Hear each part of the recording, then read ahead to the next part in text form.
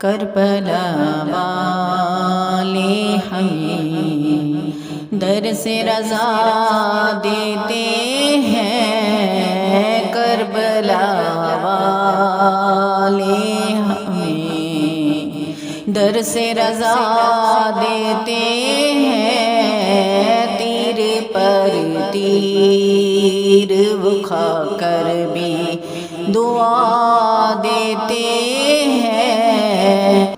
اللہم صلی علی محمد وعلی آل محمد۔ بسم اللہ الرحمن الرحیم۔ ناظرین کرام، محرم الحرام کا مہینہ شروع ہو چکا ہے، اور محرم الحرام کا چاند نظر آتے ہی ہر عاشق کا دل تڑپ اٹھتا ہے، یاد حسین سے دل فگار اور آنکھیں اشک بار ہو جاتی ہیں۔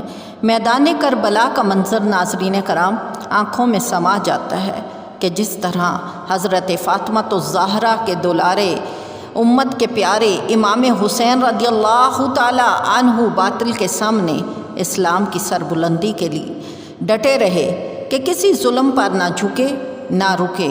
ناظرین کرام، آج کی اس ویڈیو میں ہم امام حسین کی شہادت کے ان مناظر کے اوپر روشنی ڈالیں گے۔ آپ سے درخواست ہے ناظرین کرام کہ ویڈیو کو آخر تک ضرور دیکھیے گا، اور پسند آنے کی صورت میں دوسرے لوگوں تک صدقہ جاریہ کی نیت سے ضرور شیئر کیجیے گا۔ ناظرین کرام، آپ سے درخواست ہے چینل کو سبسکرائب کر کے اسلام کو پھیلانے میں میری مدد ضرور کریں۔ ناظرین کرام، بڑھتے ہیں اپنے آج کے ٹاپک کی طرف۔ تھی جس کے مقدر میں گدائی تیرے در کی، تھی جس کے مقدر میں گدائی تیرے در کی، قدرت نے اسے راہ دکھائی تیرے در کی۔ رویا ہوں ہر اس شخص کے قدموں سے لپٹ کر، جس نے بھی کوئی بات سنائی تیرے در کی۔ ناظرین کرام، جب شہادت کے بعد جناب امام حسین کی قمیض اٹھائی گئی تو 113 زخم وہاں پر تیروں کے تھے جو سوراخ بن گئے تھے، 33 زخم نیزوں کے تھے، اور 37 کٹ لگے ہوئے تھے جو تلواروں کے تھے۔ ناظرین کرام، اتنے زخم کھا کر بھی مصطفیٰ کا یہ دولارا فاطمہ الزہرا کی آنکھوں کا تارا سر سجدہ میں رکھتا ہے اور کہہ رہا ہے، اے مالک، اے اللہ عز و جل، حسین تم سے راضی ہے، بتا دے، اے اللہ بتا دے، کیا تو بھی حسین سے راضی ہے؟ ناظرین کرام، صدا آ رہی تھی اس پیاس سے شیر پر، خدا کو ناز ہے اپنے اس نواسے پر، محمد مصطفیٰ کو ناز ہے۔ اوروں نے بھی سجدہ کیا، اوروں نے بھی سجدہ کیا، مگر اے حسین تیرا عجب انداز ہے، تو نے وہ سجدہ کیا کہ جس پر خدا کو ناز ہے۔ اے حسین ابن علی تم پر سلام، اے نازش محمد تم پر سلام۔ ناظرین کرام، حضرت امام حسین رضی اللہ تعالی عنہ جب پیدا ہوئے اور حضرت ام الفضل کی گود میں دیے گئے، ام الفضل فرماتی ہیں، میں نے ایک روز جناب رسول اللہ صلی اللہ تعالی علیہ وآلہ وسلم کی خدمت میں حاضر ہو کر جناب رسول اللہ صلی اللہ تعالی علیہ وآلہ وسلم کی گود میں جناب امام حسین کو دیا۔ کیا دیکھتی ہوں کہ چشم مبارک سے آنسوؤں کی لڑیاں جاری ہیں۔ میں نے عرض کیا، یا نبی صلی اللہ تعالی علیہ وآلہ وسلم، میرے ماں باپ آپ حضور پر قربان، یہ کیا حال ہے؟ ناظرین کرام، تو فرمایا پیارے آقا صلی اللہ تعالی علیہ وآلہ وسلم نے، اے ام الفضل، جبرائیل علیہ السلام میرے پاس آئے اور انہوں نے یہ خبر فرمائی کہ میری امت اس فرزند کو قتل کرے گی۔ ناظرین کرام، وہ کہتی ہیں کہ میں نے کہا ان کو، اس پر آپ صلی اللہ تعالی علیہ وآلہ وسلم نے فرمایا، ہاں، اور میرے پاس اس کے قتل کی سرخ مٹی بھی لائے ہیں۔ حضرت امام علی مقام رضی اللہ تعالی عنہ کی ولادت کے ساتھ ہی آپ رضی اللہ تعالی عنہ کی شہادت کی خبر مشہور ہو چکی تھی۔ شیر خوارگی کے ایام میں حضور اقدس نبی کریم صلی اللہ تعالی علیہ وآلہ وسلم نے ام الفضل کو آپ رضی اللہ تعالی عنہ کی شہادت کی خبر دی۔ خاتون جنت رضی اللہ تعالی عنہ نے اپنے اس نونہال کو زمین کربلا میں خون بہانے کے لیے اپنے خون جگر سے دودھ پلایا۔ حضرت علی رضی اللہ تعالی عنہ نے اپنے جگر پیوند کو خاک کربلا میں لوٹنے کے لیے اور دم توڑنے کے لیے سینہ سے لگا کر پالا۔ جناب مصطفیٰ صلی اللہ تعالیٰ علیہ وآلہ وسلم نے بیابان میں سوکھا حلق کٹوانے اور راہ خدا عز و جل میں مردانہ وار جان نظر کرنے کے لیے امام حسین کو اپنی آغوش رحمت میں تربیت فرمایا۔ ناظرین کرام، اس وقت کا تصور دل کو لرزا دیتا ہے کہ جب اس فرزند رضی اللہ تعالیٰ عنہ کی ولادت کی مسرت کے ساتھ ساتھ ہی شہادت کی خبر بھی پہنچی ہوگی۔ سید عالم صلی اللہ تعالیٰ علیہ وآلہ وسلم کے چشمہ رحمت نے اشکوں کے موتی برسا دیے ہوں گے، صحابہ کرام اور جان نثار اہل بیت کے دل ہلا دیے ہوں گے۔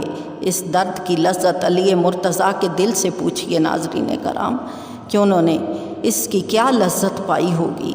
ناظرین کرام، یہ کہنا بہت آسان ہے کہ دین کے اوپر ہماری جان فدا ہے، مگر جان دینا بہت ہی مشکل ہے۔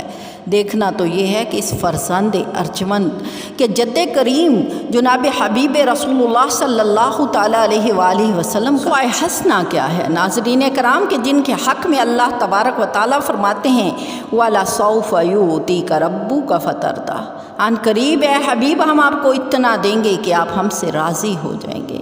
ناظرین کرام، وہ پیارے آقا صلی اللہ تعالیٰ علیہ وآلہ وسلم جن کے اشاروں پر چاند چلا کرتا ہے، ڈوبا ہوا سورج پلٹ آتا ہے، بدر میں ملائکہ لشکری بن کر حاضر خدمت ہوتے ہیں، کونین کے ذرہ ذرہ پر بحکم الہی اللہ عز و جل حکومت کرتے ہیں، اولین و آخرین سب کے لیے رحمتوں کا وسیلہ ان کے غلاموں کے صدقہ میں خلق کے کام بنتے ہیں۔ ناظرین کرام، مددیں آتی ہیں، روزیاں ملتی ہیں۔ اتنا عالی مرتبہ ملنے کے باوجود ناظرین کرام، جب شہادت کی خبر چشم مبارک کے سامنے پیش کی جاتی ہے تو اشک جاری تو ہوتے ہیں، مگر مصطفیٰ صلی اللہ تعالیٰ علیہ وآلہ وسلم دعا کے لیے ہاتھ نہیں اٹھاتے۔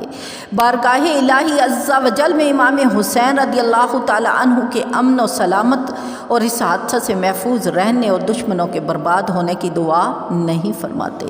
یہ ہے کردار، یہ ہے صبر، یہ ہے استقلال، یہ ہے جذبہ۔ اور ناظرین کرام، بات یہاں ختم نہیں ہوتی۔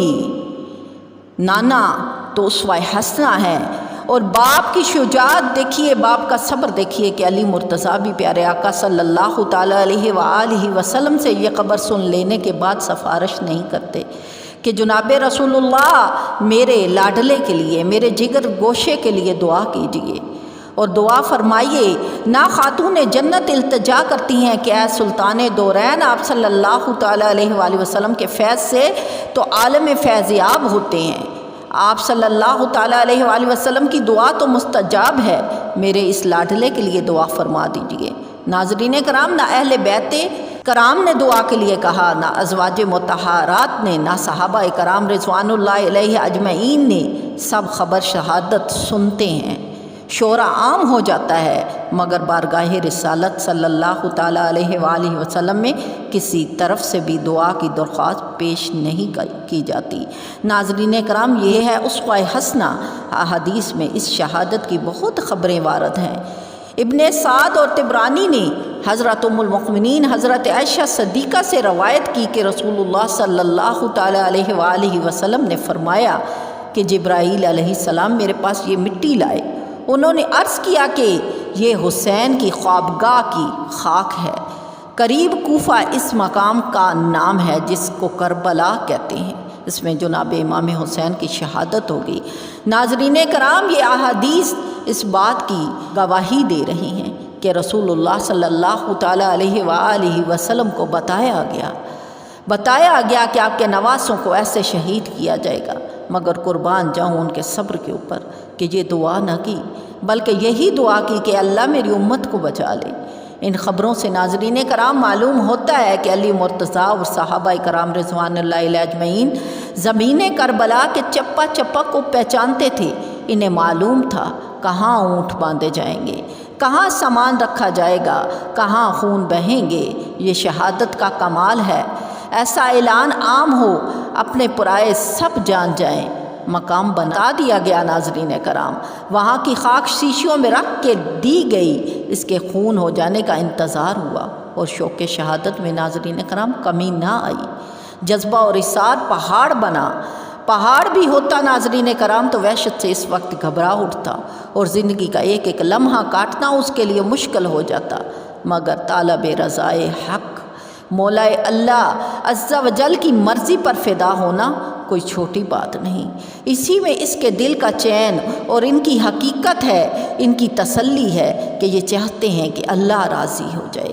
کبھی وحشت، کبھی پریشانی ان کے پاس نہیں پھٹکتی، کبھی اس مصیبت میں عظمیٰ سے خلاص اور رہائی کے لیے وہ دعا نہیں کرتے، انتظار کی ساعتیں شوق کے ساتھ گزارتے ہیں اور وقت شہادت کا بے چینی سے منتظر ہیں۔ ناظرین کرام، یہ ہیں امام حسین، یہ ہیں امام علی حسین۔ ناظرین کرام، حیرت ناک بات یہ ہے اور دنیا کی کسی جنگ میں اس کی مثال بھی نہیں ملتی کہ کل 82 آدمی، ان میں بیویاں بھی شامل، ان میں بچے بھی شامل، بیمار بھی، ارادہ جنگ سے آئے ہی نہیں اور انتظام حرب کافی نہ رکھتے ہوئے بھی ان کے لیے 22,000 کی فوج بھیجی جائی۔ ناظرین کرام دیکھیے، یہ دشمن کا خوف تھا، وہ اندر ڈرا ہوا وہ جذبہ تھا جس کے اوپر انہیں معلوم تھا کہ ہم کٹ جائیں گے، اسی لیے تو اتنی فوج بھیجی۔ ناظرین کرام، کیسے کیسے مناظر ان کی آنکھوں نے دیکھے کہ چھوٹی سی جماعت کے لیے دگنی چگنی 10 گنی اور کئی 100 گنی تعداد کو وہ لوگ کافی نہیں سمجھ رہے تھے۔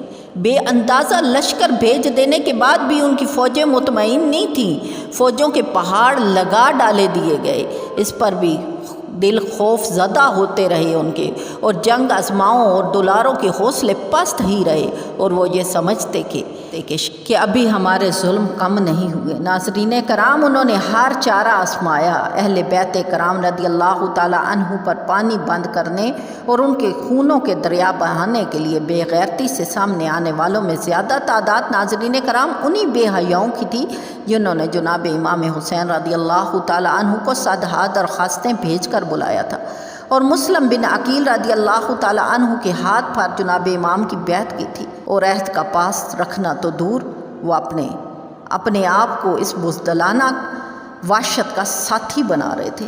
فرات کا بے حساب پانی ان سیاہ باطنوں نے خاندان رسالت پر بند کر دیا تھا۔ اہل بیت کے چھوٹے چھوٹے فاطمی چمن کے نونہال خشک لب تھے، نادان بچے ایک ایک قطرہ کے لیے تڑپ رہے تھے۔ نور کی تصویریں پیاس کی شدت میں دم توڑ رہی تھیں۔ بیماروں کے لیے دریا کا کنارہ بیابان بنا ہوا تھا۔ آل رسول کو لب آب پانی میسر نہ آتا تھا۔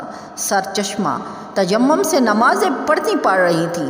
اسی طرح بے آب و دانہ 3 دن گزر گئے۔ ناظرین کرام، چھوٹے چھوٹے بچے اور بیویاں سب بھوک و پیاس سے بے تاب تھے۔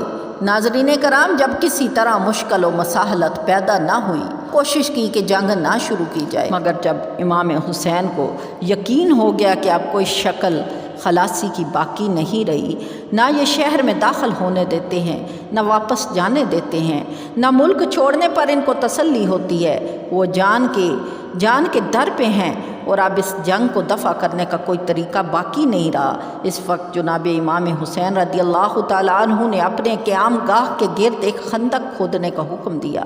ناظرین کرام، خندق کھودی گئی اور اس کی صرف ایک راہ رکھی گئی جہاں سے نکل کر دشمنوں سے مقابلہ کیا جائے۔ خندق میں آگ جلا دی گئی تاکہ اہل خانہ دشمنوں کی تکلیف سے محفوظ رہیں۔ 10ویں محرم کا قیامت نما دن آیا۔ جمعہ کی صبح حضرت امام حسین رضی اللہ تعالی عنہ نے تمام اپنے رفقائے اہل بیت کے ساتھ فجر کے وقت اپنی عمر کے آخری نماز باجماعت نہایت ذوق و شوق کے ساتھ ادا فرمائی۔ پیشانیوں نے سجدوں میں خوب مزے لیے، زبانوں نے قرات و تسبیحات کے لطف اٹھائے۔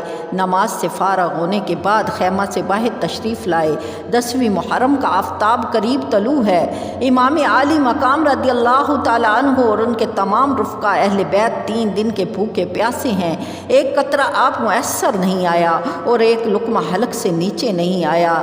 پھر بے وطنی، تیز دھوپ، گرم ریت، گرم ہوائیں، انہوں نے آغوش رسالت کو کیسا پرمرصدا کر دیا ہوگا۔ ناظرین کرام، حضرت امام حسین رضی اللہ تعالی عنہ نے ایک پھر خطبہ دیا ناظرین کرام، جس میں بیان فرمایا کہ خون ناحق حرام اور غضب الہی کا موجد ہے۔ میں تمہیں آگاہ کرتا ہوں کہ تم اس گناہ میں مبتلا نہ ہو۔ میں نے کسی کو قتل نہیں کیا، کسی کا گھر نہیں جلایا، کسی پر حملہ نہیں ہوا۔ اگر تم اپنے شہر میں میرا آنا نہیں چاہتے تو مجھے واپس جانے دو۔ تم کیوں میری جان کے در پہ ہو اور تم کس طرح میرے خون کے الزام سے بری ہو سکتے ہو؟ روز محشر تمہارے پاس میرے خون کا کیا جواب ہوگا؟ اپنے انجام کو سوچو، اپنی عاقبت پر نظر ڈالو، پھر یہ بھی سمجھو کہ میں کون ہوں۔ میرے والد کون ہیں؟ میری والدہ کس کی لخت جگر ہیں؟ میں انہی بطول زہرا کا نوید نور دیدہ ہوں جن کے پل صراط پر گزرتے وقت عرش سے ندا کی جائے گی کہ اہل محشر سر جھکاؤ اور آنکھیں بند کرو کہ حضرت خاتون جنت رضی اللہ تعالی عنہ پل صراط سے 70,000 حوروں کے رکاب سعادت میں لے کر گزرنے والی ہیں۔ میں وہی ہوں جس کی محبت کو سرور عالم صلی اللہ تعالی علیہ وآلہ وسلم نے اپنی محبت فرمایا۔ میرے فضائل تمہیں خوب معلوم ہیں، میرے حق میں جو احادیث وارد ہوئی ہیں اس سے تم بے خبر نہیں۔ ناظرین کرام، یہ خطبہ سننے کے باوجود ان کا یہ جواب تھا کہ اپنے فضائل کو چھوڑو، ہم تمہارے فضائل کو جانتے ہیں، ہمیں معلوم ہے، مگر اس وقت یہ مسئلہ زیر بحث نہیں۔ آپ جنگ کے لیے کسی کو میدان میں بھیجیے اور گفتگو ختم فرمائیے۔ ناظرین کرام، گفتگو ہو رہی تھی، گروہ اعداء میں سے ایک شخص گھوڑا دوڑا کر سامنے آیا اور اس بدتمیز نے، جس کا نام مالک بن عروہ تھا، جب اس نے دیکھا کہ لشکر امام کے گرد خندق میں آگ جل رہی ہے اور شعلے بلند ہو رہے ہیں اور اس تدبیر سے اہل خیمہ کی حفاظت کی جا رہی ہے، تو اس گستاخ، بد زبان، بد باطن نے حضرت امام حسین رضی اللہ تعالیٰ عنہ، اے حسین رضی اللہ تعالیٰ عنہ، تم نے وہاں کی آگ سے پہلے ہی دنیا میں آگ لگا لی۔ ناظرین کرام، جناب امام عالی مقام رضی اللہ تعالیٰ عنہ نے فرمایا، عدو واللہ، اے اللہ کے دشمن، اے کاذب، تجھے گمان ہے کہ میں دوزخ میں جاؤں گا۔ ناظرین کرام، اسی وقت ایک جان نثار مسلم بن عجوسہ کو مالک عروہ کا یہ کلمہ ناگوار ہوا اور انہوں نے حضرت امام رضی اللہ تعالیٰ عنہ سے اس بد زبان کے منہ پر تیر مارنے کی اجازت چاہی۔ ناظرین کرام، اس وقت بھی صبر و تحمل کا مظاہرہ کیا۔ میرے امام نے فرماتے ہیں، میری طرف سے کوئی بھی جنگ کی ابتدا نہ کرے تاکہ اس خون ریزی کا وبال دشمنوں کی گردن پر رہے اور ہمارا دامن آلودہ نہ ہو، لیکن میرے سوز جگر کی تشنگی کا تدابیر کرنا بھی میں جانتا ہوں۔ اب دیکھ، یہ فرما کر دست ناظرین کرام دراز فرمائے اور بارگاہ اللہ عز و جل میں عرض کیا، رب ذوالجلال عذاب نار سے قبل اس گستاخ کو دنیا میں آتش عذاب میں مبتلا کر۔ ناظرین کرام، امام رضی اللہ تعالیٰ عنہ کا ہاتھ اٹھانا تھا کہ اس کے گھوڑے کا ایک سوراخ میں گیا اور وہ گھوڑے سے گرا اور اس کا پاؤں رکاب میں الجھا اور گھوڑا اسے لے کر بھاگا اور آگ کے خندق میں ڈال دیا۔ ناظرین کرام، حضرت امام رضی اللہ تعالیٰ عنہ نے سجدہ شکر کیا اور اپنے پروردگار کی حمد و ثنا کی اور فرمایا، اللہ عز و جل تیرا شکر ہے کہ تو نے اہل بیت رسالت کے بدخواہ کو سزا دی۔ ناظرین کرام، یہ کلمہ سن کر صف اعداء میں سے ایک اور بے باک نے کہا، اے پیغمبر، آپ کو اس خدا کے رسول سے کیا نسبت؟ یہ کلمہ تو امام حسین کے لیے بہت ہی تکلیف دہ تھا۔ آپ نے اس کے لیے بھی بد دعا فرمائی اور عرض کیا، اے رب ذوالجلال، اس بد زبان کو فوری عذاب نار میں گرفتار کر۔ اللہ عز و جل نے دعا کو قبول فرمایا اور اس کو رفع حاجت کی ضرورت پیش آئی۔ گھوڑے سے اترا، ایک طرف بھاگا اور کسی جگہ حاجت کے لیے برہنہ ہو کر بیٹھا۔ ایک سیاہ بچھو، ناظرین کرام، اس کے پاس آیا اور اسے ڈنگ مارا اور نجاست میں آلودہ تڑپتا پھرتا تھا۔ اس رسوائی کے ساتھ تمام لشکر کے سامنے اس ناپاک کی جان نکلی، مگر سخت دلوں والے اس دشمنان لشکر کے اوپر پھر بھی غیرت نہ آئی اور یہ بادستور ظلم کی حال قائم کرتے رہے۔ حضرت امام حسین کی زبان گوہر فشاں سے یہ کلمات سن کر کوفیوں سے بہت سے لوگ رونے لگ پڑے۔ دل سب کے جانتے تھے کہ وہ برسر ظلم و جفا ہیں اور یقین تھا کہ امام مظلوم ہیں، حق پر ہیں۔ ناظرین کرام، ان کے دلوں پر ایک بجلی سی چمک گئی، لیکن شمر وغیرہ اور بدسیرت پلید طبیعت پھر بھی متاثر نہ ہوئے۔ ناظرین کرام، جب حضرت امام رضی اللہ تعالیٰ عنہ نے اطمینان فرمایا کہ سیاہ دلان باطن کے دل پر کوئی بھی عذر باقی نہیں رہا اور وہ کسی طرح بھی خون، ناحق ظلم و بربریت سے باز آنے والے نہیں، تو امام نے فرمایا کہ تم جو ارادہ رکھتے ہو پورا کرو اور جس کو میرے مقابلے کے لیے بھیجنا چاہتے ہو بھیجو۔ ناظرین کرام، مشہور بہادر اور یگانہ نبر ازماں جن کو سخت وقت کے لیے محفوظ رکھا گیا تھا، اس کو میدان میں بھیجا گیا۔ ناظرین کرام، امام رضی اللہ تعالیٰ عنہ نے اس کے اوپر ضرب فرمائی اور سر کٹ کر اس کا دور جا پڑا اور غرور و شجاعت اس کا خاک میں مل گیا۔ اسی طرح بہت سے جنگجو اور شیر دم پیک کر حضرت امام حسین کے مقابل آتے رہے، مگر جو بھی سامنے آیا ایک ہی ہاتھ اس کا قصہ تمام فرما دیا۔ کسی کے سر پر تلوار ماری تو کسی کو ذہن تک کاٹ ڈالی، کسی کے حمائلی ہاتھ پر مارا تو قلمی تراش دیا۔ ناظرین کرام، کسی کے سینے پر نیزہ مارا اور پار نکال دیا۔ زمین کربلا میں بہادران کوفہ کا کھیت بو دیا گیا۔ ناموران صف شکن کے خونوں سے کربلا کی تشنہ ریگستان کو سیراب فرما دی گیا۔ نعشوں کے انبار لگ گئے۔ بڑے حضرت امام رضی اللہ تعالیٰ عنہ کو پھر گھیر لیا گیا اور تلواریں برسانی شروع کی گئیں۔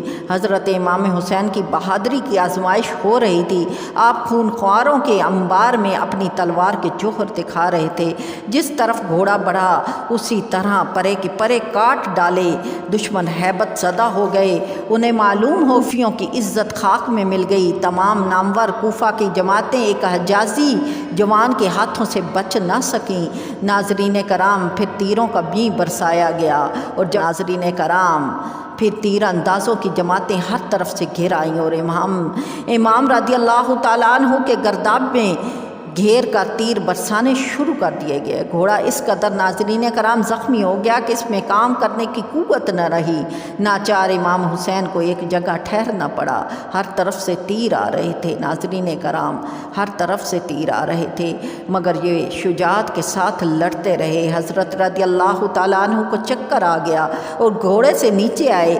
آپ نامرد سیاہ باطن نے نیزوں پر کام رکھ لیا اور نارانی پہ کر خون میں نہا گئے۔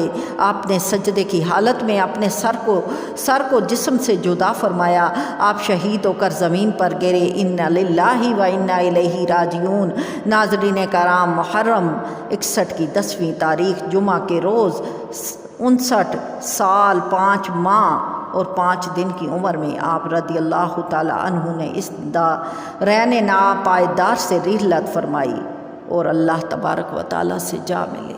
اللہ تبارک و تعالیٰ ہم تمام لوگوں کو ان کی ذات اقدس سے مثال لینے کی توفیق عطا فرمائے۔ اے حسین ابن علی تم پر سلام، اے شہیدین محبت لالا گو لالا بدن، چمن چمن اندر چمن، اندر چمن اندر زندگی، اے زندگی تم پر سلام، اے حیات اندر حیات اندر حیات تم پہ کروڑوں رحمتیں کروڑوں برکتیں، اے حیات دین تم پر سلام، افتخار ملت بیدا ہے تو، رب کعبہ کی قسم یکتا ہے تو، یکتا ہے تو، فخر کا دل میں دریچہ باز کرنا چاہیے، جن کا تو آقا ہے ان کو ناز کرنا چاہیے۔